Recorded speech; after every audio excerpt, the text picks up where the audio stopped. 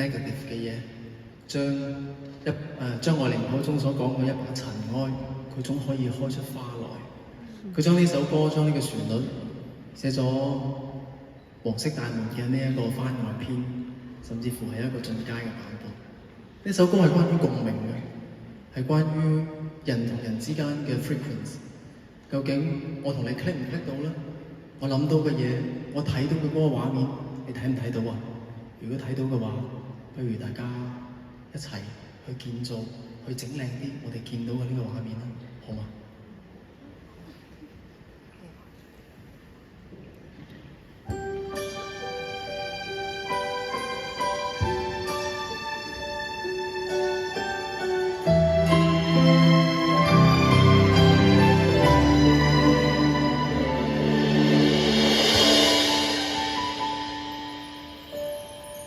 即使你降生的時世沒選擇，人間再蒼白，用得下想法，世界藍圖只等你畫上，恐龍和巨塔，天下仍是你畫集，想得到煙花。馬上有煙花，你未看到嗎？城堡高聲唱，仍可再攀爬。流亡荒野眼前都有，遊園地裏那群木馬，置身揮城，仍可建造人類最夢幻。剎那，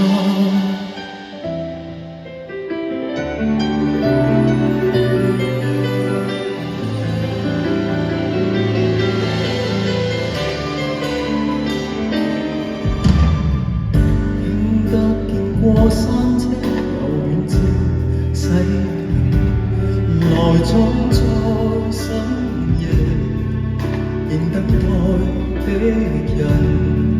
生活有時殘酷，至少這樂園永不消動。齊為了的陽光，仍能被它的光帶引。想得到煙花，馬上有煙花，你未看到嗎？城堡靠商場，仍可再攀爬。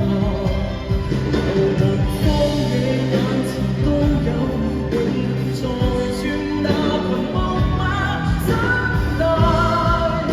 如遺落了他，我會害怕。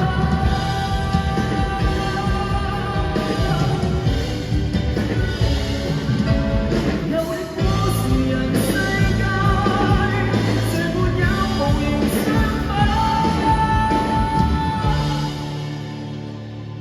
想他認真嗎？每日畫點沙，按部砌好它。